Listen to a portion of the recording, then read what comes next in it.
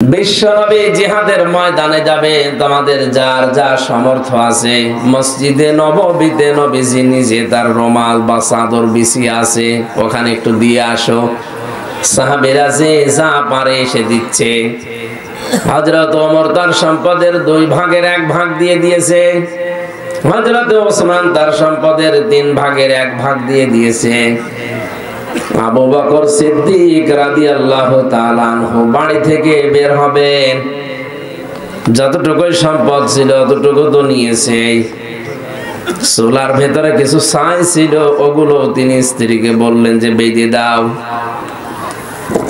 তার স্ত্রী রোমানা রাদিয়াল্লাহু তাআলা আনহা ডাক দিয়ে বলে, স্বামী একটু দাঁড়ান। ঘরের ভেতরে গিয়ে বিছানার উপরে যে খেজুরের পাতার পাটি পাড়া ছিল ওইটা তুলে নিজের শরীরে জড়ালেন।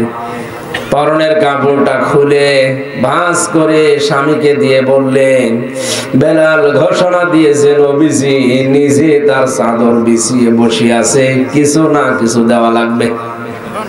তা আমার তো সেরকম কিছুই নেই, চাদরটা আমার এই শাড়িটা নিয়ে যাও, বিশ্ব নবীর কাছে চুরি করে দিয়ে দিও।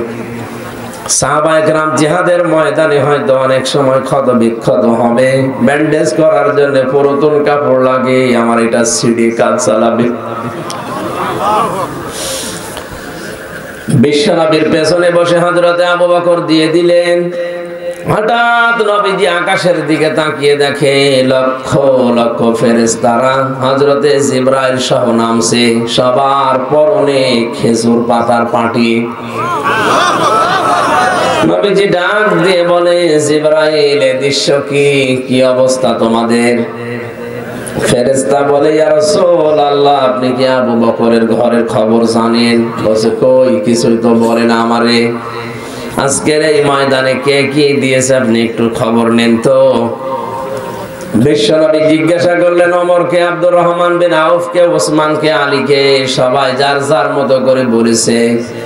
আবু বকর ডাক দিয়ে বলে, ইয়া রাসূলুল্লাহ আমার বাড়িতে জাগতিক সম্পদ বলতে যা বোঝায় আর কিছুই নেই, আমি শুধু আল্লাহ এবং রাসূলের নাম রেখে এসেছি।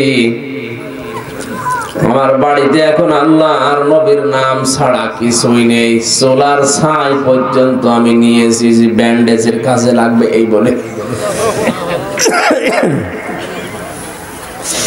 নবীজি বললেন, আবু বকর হয়নি, জিবরাইল আমাকে যেটা দেখিয়েছে এটার সাথে তো মেলে না, বলো দেখি আর কোনো গোপন রহস্য আছে কিনা।